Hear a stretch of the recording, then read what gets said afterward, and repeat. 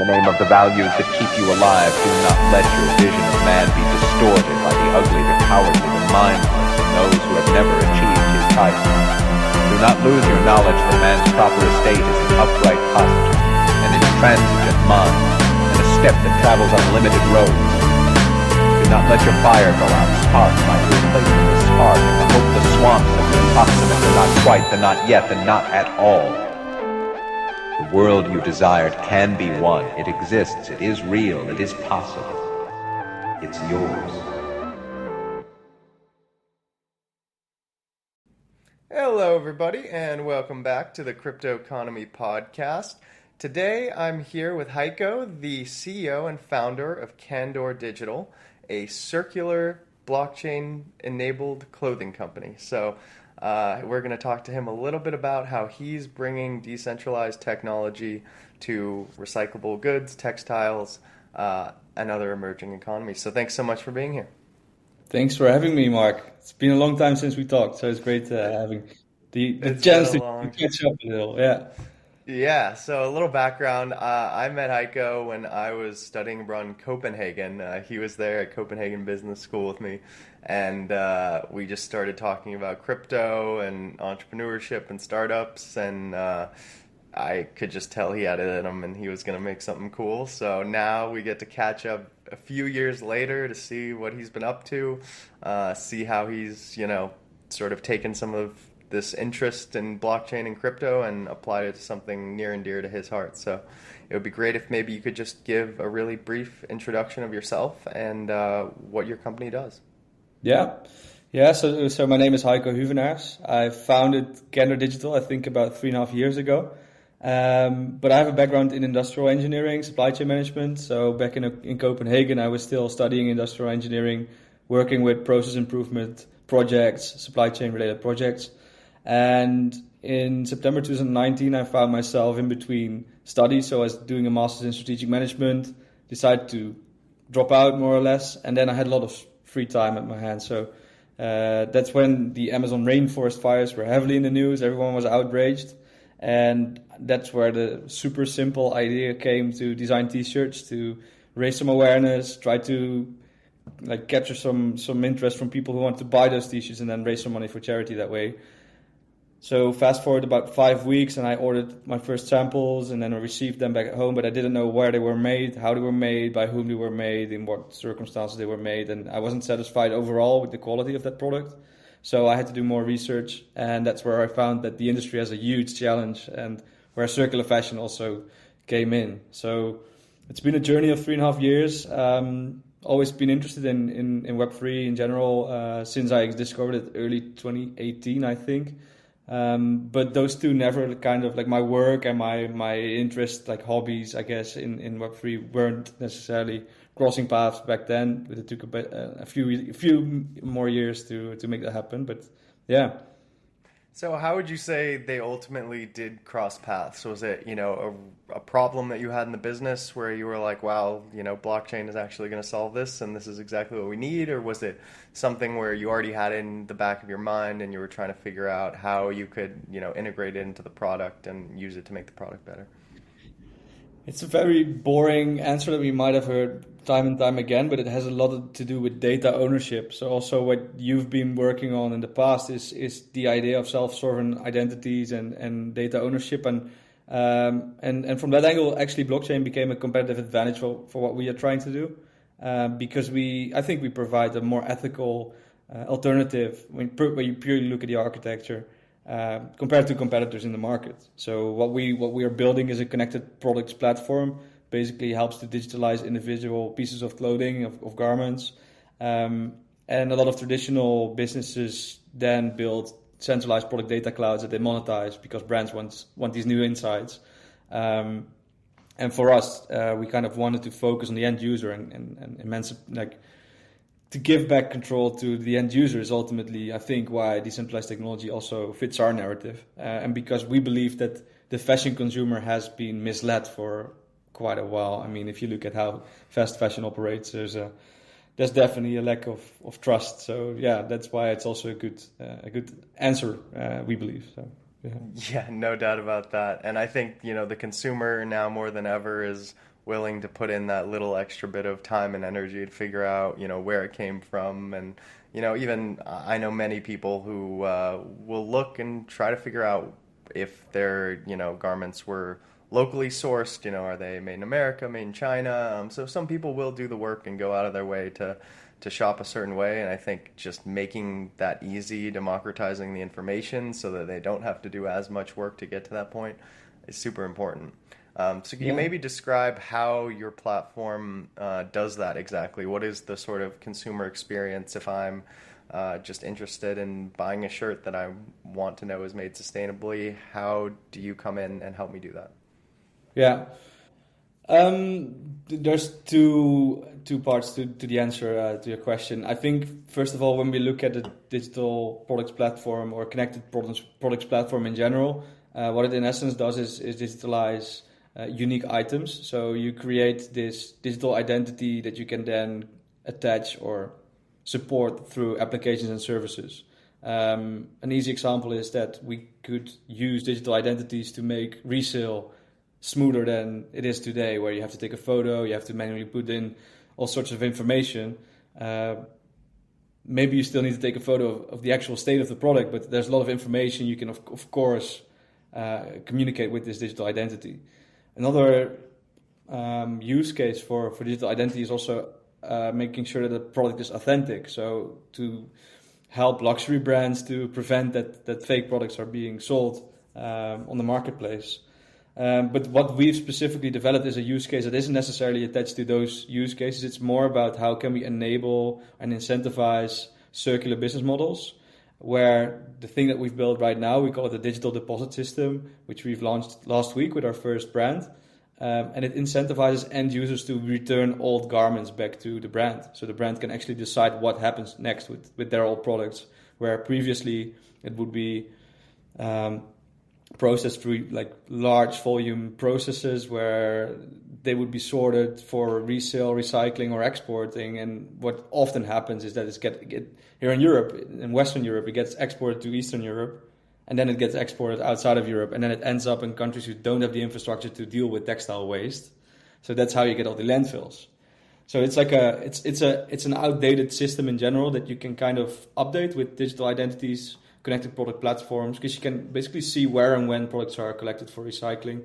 And that's one of our main value propositions right now with our brand, that we help the brand to prove where your product will be recycled. So that's kind of a few examples. There are a variety of use cases, but the specific one we've built is more angled towards recycling. Yeah, that makes a lot of sense. I think brands, would love to have sort of the LEED certification of, sort of the clean energy usage proxy of recycled, goods and textiles, and creating that sort of circular economy and being able to prove to the consumer that they are doing that. And I think the point on authenticity is really interesting as well. I think a lot of these big brands have had tons of issues with authenticity, and there's not a great way to verify it. They'll give you those little, paper cards that come with it, but every fake handbag comes with one of those now. So they need something a little more robust, and they really haven't put the time or energy into doing that. When you're thinking about, launching this product, how do you make the consideration as far as which direction you want to go? If you want to focus on the authenticity or the certification, as you've said, what are some of the considerations you've made there, and how have you decided what to focus on initially? Yeah. So throughout our 3-year journey of we had 2 pivots before, so we kind of had to find an angle that would fit our own vision and also the market demand. But basically what we figured out as we were interviewing other stakeholders in the circular fashion space is that there's definitely a significant lack of digital infrastructure past the point of sale. Because once the product is sold, you lose track of what happens to it. So there's no way for brands to support or incentivize or execute circular strategies, so to say. So a brand might talk a lot about sustainability in their material decisions and their design of their products, but how are you going to offer a resale market or a rental market or a recycling service if there's no way to get those products back? So authenticity, of course, is is a way like how digital identities and digital twins can add value to the fashion industry. But we really focused on that sustainability element where we thought, okay, this is a real problem that needs to be solved, because in 10 years time we need this whole system to kind of be closed loop, and we need to be able to retrieve old materials back from old products and then remake them into new products, because otherwise the price of raw materials will skyrocket, and then eventually the whole thing will just come to a stop. So we believe that this enabling role of the technology in the circular economy was something that we could really add value. And that's why we specifically sat down and kind of investigated which different use cases we could support. We investigated to which degree we could make rental platforms more efficient, for example, because rental business models, they usually take time to handle the physical item, to inspect it, to clean it, to put it back on the web shop, to ship it, to service everything. So there's a lot of manual labor involved with a rental marketplace. Even though there's quite a bit of demand, but the operational costs are usually just much higher than the actual revenue that the platform generates. So that was a use case that we investigated, but where we couldn't really make that fit yet. So that's where we looked at something else, and that was like this very apparent problem where brands were unable to prove where and when products are recycled, and there's no guarantee that the product that you return through like regular return processes of textile sorting and recycling, there's no guarantee that that product will not end up in landfill. So it's about this yes or no question, like, can we prove where and when it's recycled? Yes or no? And we can with our solution. So that's why we doubled down on recycling, also because the news picked up massively on all these different take-back schemes. So you see big retailers that have these take-back programs where you can return all the items in shops, and they have the promise that they will recycle it, but then still some researchers and journalists, they equip products with GPS trackers, and they found that a lot of these items, they got lost and exported elsewhere outside of the country where it was promised to be recycled. So there's a lot of ambiguity, I'd say, around these programs, and even though we have a small scale solution, so our main challenge is also like how does this evolve into something that can scale and process the volumes that we see in the industry. Even though it's small scale, it is something that can prove where the product goes on an item level. So I think that's also where the proposition became clear that that's something we want to build and we want to offer. Yeah, no, that makes perfect sense. So do you guys have a plan for sort of, or any like early partners or any pilots as far as just early use cases where you can get clients actually utilizing the software? And what are you looking for when it comes to those? Are you looking for big retailers, small local ones? How do you actually implement that system? Yeah.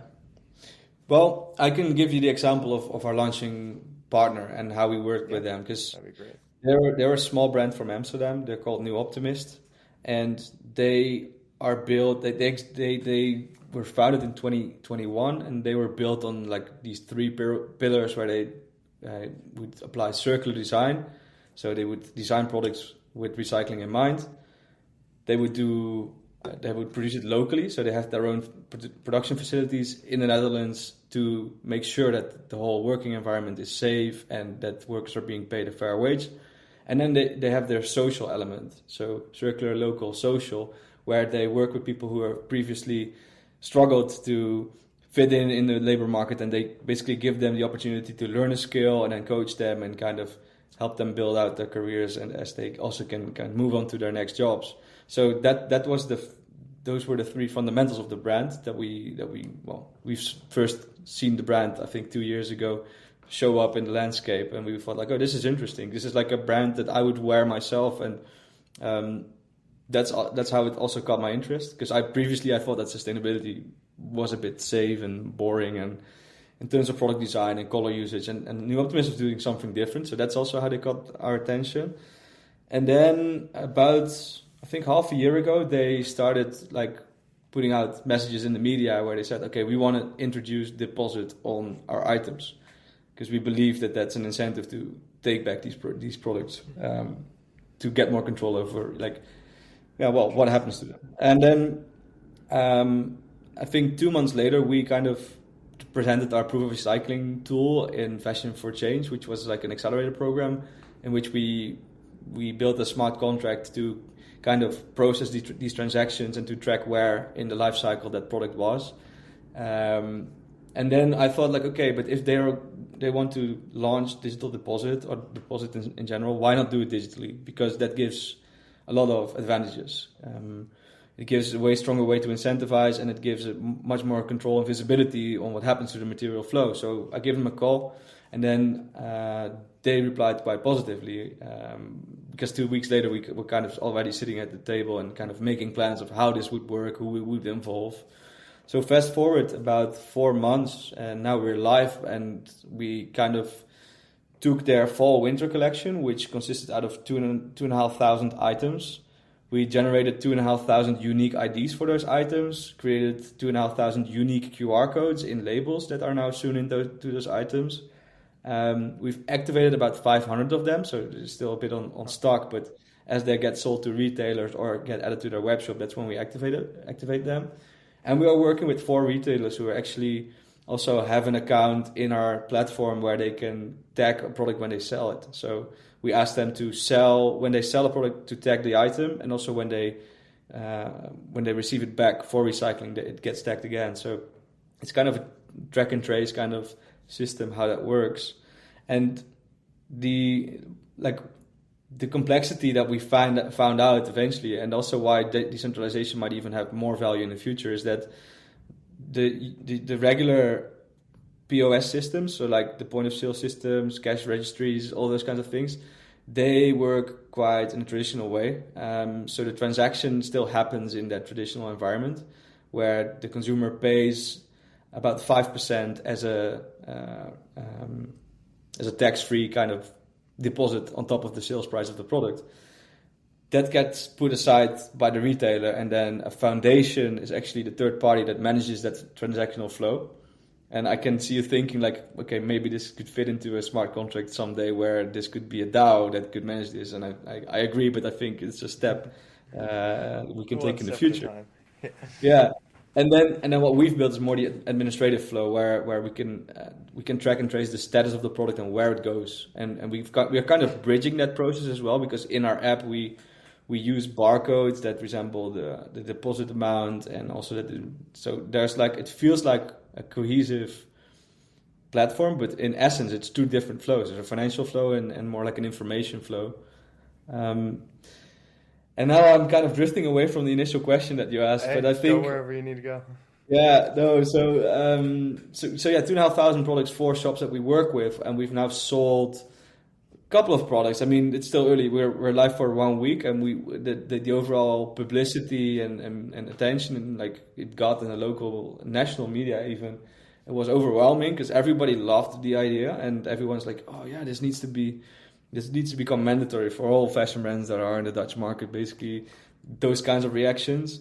But then also a realization where consumers had a look at the web shop, for example, and they might realize like, okay, this is quite a unique brand, and maybe it's just not like my style, so maybe the pricing doesn't feel right for my personal situation. So it's kind of still depending on which target audience the brand is targeting their products towards. But we're seeing some initial use of the platform, and that's promising. And I think like what we are also looking for, and also we're talking to a couple of other small brands. We kind of want to onboard 3-4 more, and then we kind of have a good pool of different use cases and experiences and different sorts of feedback, and then we can kind of build towards landing a bigger client. Because I think ultimately the real test for such a system would be a pilot or a collaboration with a bigger retailer that would actually ask us to process real transaction volumes. Well, so you're only a week out, so I think you got plenty of time for that. Yeah, true. Yeah. Well, I mean, I guess I caught you at just the right time. I had no idea you guys had just launched, so congrats for that. Thank you. Yeah, last week. Yeah. Wow, that's got to be super exciting. So, I guess, do you have, you have people with, clothes in hand. Is there sort of like a consumer experience that's paired with it, or one that you plan to pair with it? Yeah, for sure. So every item with digital deposit comes with a unique QR code, that's sewn into the side of the product with like next to the care label, and you can scan it with your smartphone, and it brings you to the product passport that's attached to the product. So the product passport is kind of an interactive page where you could learn about the design or material composition or how to take care of the product. And of course, it also states the amount of deposit that's still active on the label. So it's like it's a warranty. It's a way to visit the passport behind the product, but it's also the way to interact with your product and also like everyone else that interacts with the product. And yeah, as a consumer, if you scan it, just find useful information. We help you to identify drop-off points in your neighborhood or in your area where you can bring the product back for recycling, and that kind of needs to grow. Right now, we have four like physical places where you can return products, or you can ship it back directly. But of course, if you ship it back, that comes with a bigger footprint, and also in terms of cost, it's not ideal. Even though the Netherlands is a small country, but it's still like. Shipping costs will probably tip over the brand if everything gets shipped back manually. So we need to build a network where you can find a place nearby where you can drop it off. But yeah, that's essentially what it does right now, first version. And then ultimately, I would want to see how consumers could engage and interact with our product in a digital wardrobe. And that could be a place where you would manage your wardrobe and you would receive recommendations. You would be able to find services. You would be able to offer your products on resale markets, like kind of to build this new environment in which you can engage differently with your product. I think that can be very interesting for consumers. Get digital versions of your clothes to wear in VR. Get your metaverse. Yeah, exactly. I mean, if you have it physically, why not have a digital twin, like literally a digital twin to that? So, and that's also, we haven't even talked about that yet, but that's also why we're working with Loxo. Which is in essence a blockchain, a layer 1 built for these kinds of use cases where digital identities of products and fashion items is something they are building all sorts of standards for.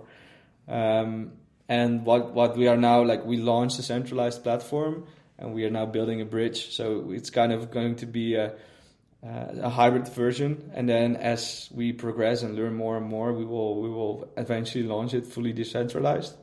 But also to launch centralized has already been beneficial to us because there are so many things that we had to fix after launch, all these quick things that we forgot about or that we ran into. It would have been impossible. Not all Satoshi, unfortunately, yeah. Yeah. Can't think 30 years ahead of time and get it right every time. No, exactly. I mean, it's this argument you hear more often, right? Where if you promise data democracy, then why build centralized? But it's like, I believe we're doing so many new things that if we would build decentralized, we wouldn't be able to pull it off. So I think this is the only way. Start centralized, then go hybrid, then learn, and then go fully decentralized. And that's also the end goal. I mean, of the end vision is to become this decentralized operating system that people can just build applications on. But we need to be able to showcase how it works and what it can do. So that's also why we you got to do it step by step. People are only ready for so much change. You got to spoon feed them the new technology. Can't give them the VR, AI, crypto, metaverse all in one go. Yeah, for sure. Yeah. So are there plans that you have to expand, I guess, outside the Netherlands? Are you going to focus on really baking it out locally first? Or would you rather go global and try to work with, certain other countries?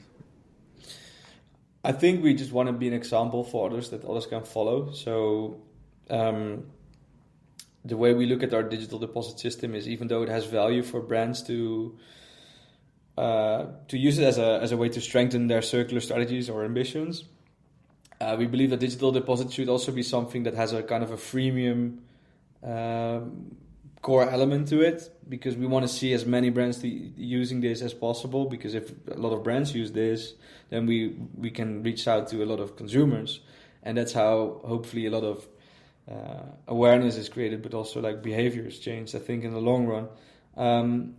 So I think we want to be an example, and if we can be an example for the sustainable brands in the Netherlands, then we can also become an example for the other brands in the Netherlands, and then as a country we can become an example of other European countries. So that's kind of how I see how we can scale. And it's also challenging to scale because the whole circular economy asks you to work with so many different stakeholders that you have to align local government, but also, well, businesses, but also, of course, as a consumer market. So it's like it's a cultural, political, economic, like kind of mix of all sorts of variables, which makes it very difficult to scale up rapidly. And this is like a discussion I have a lot with business developers is, okay, it's cool that it works and it's cool that you're probably able to monetize it, but how will you scale it up? Do you have like a specific plan for that?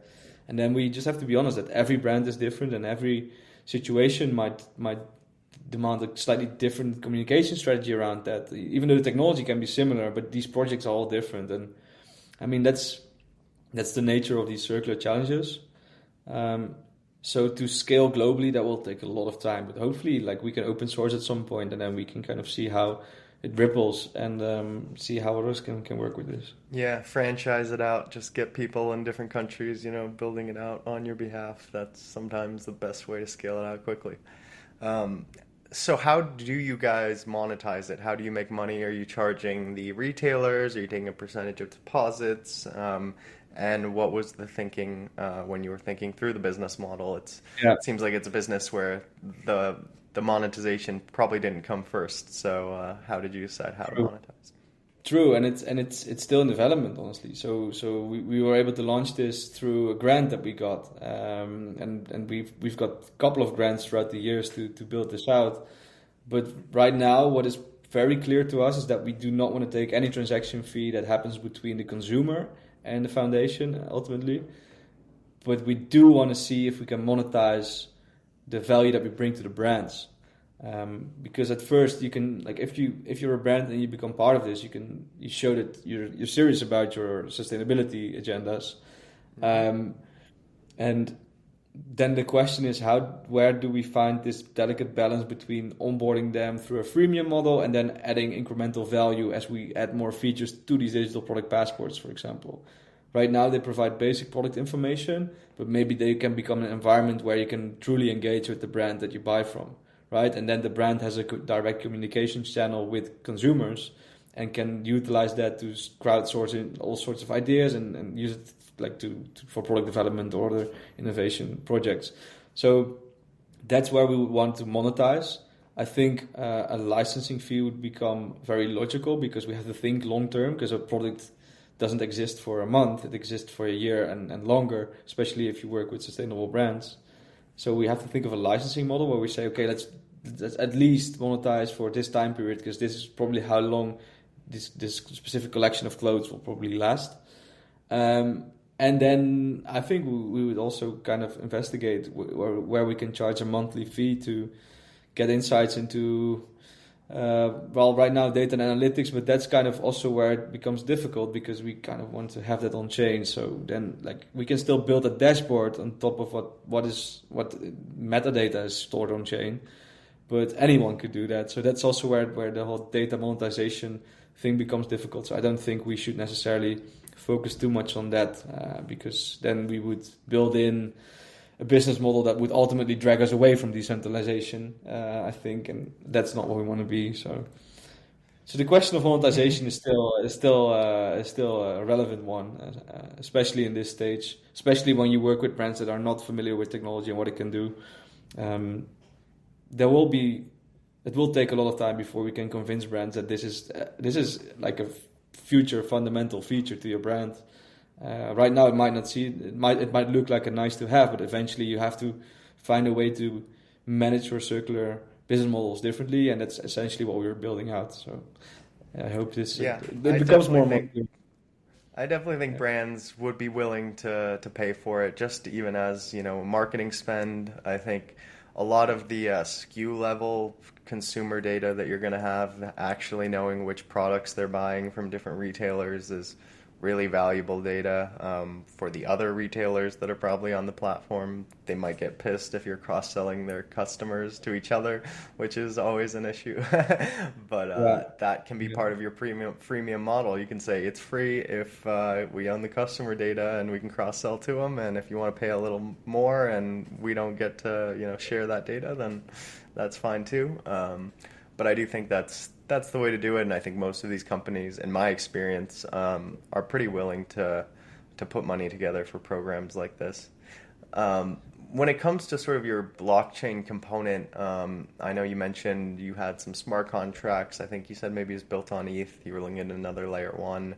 Are you guys ever going to build out a token that you launch publicly? Is that potentially a way you can monetize without necessarily going to, a corporation or something like that? So just what is your thinking there, and what else?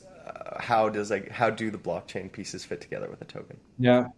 Yeah, the blockchain fits perfectly with like a dream state vision that we have for the circular economy, where what we would really want to build towards is a situation where we have this protocol that kind of is responsible for the information exchange, but also the transactions related to circular fashion. But even the logistics could be like something that could be coordinated at a protocol level at some point. And then it makes a lot of sense to have a transaction-based token model where, as you are contributing to the circular economy, you earn your stake, and that's how you kind of build in like recurring revenue or like passive income as you kind of contribute more and more to that ecosystem. So, for example, we could see a situation where eventually we would need to have our own protocol, which would essentially be a layer 2. And then based on top of that layer 2, we could build marketplaces for phygital items. And you could buy and sell new items, but also secondhand, also rent, also have repair activities happening on your product. And for recycling, it would be great if we could convince brands to invest in recycling. So on a product level, for example, a couple of dollars that could only be earned back by recyclers when they receive it back at the facilities. Then that could all kind of be, I think, coordinated on a decentralized protocol at some point. So that would be the dream state, to have an ecosystem where layer 2 would facilitate all these interactions, and then you would also have royalties between brands and between what happens to their product. So initial sales, resales, rentals, and even recycling. So that on a product level, you can kind of determine how much percent goes to which actor in the value chain. So also royalty-wise, as a brand, you could say, okay, for every resale, I want my manufacturer and the workers working at the manufacturer facility to receive an X amount of transaction revenue that comes from that protocol. So I think it could be a very powerful, strong tool to democratize this whole fashion supply chain. But man, are we far away from that situation. And that's the harsh reality also of the industry in general, that it's definitely conservative also in a way. And I mean, structures kind of grew the way they are today for a reason. So it will take a long time to disrupt that. But we can, technically, we can build this. That's why we want to build this. Yeah.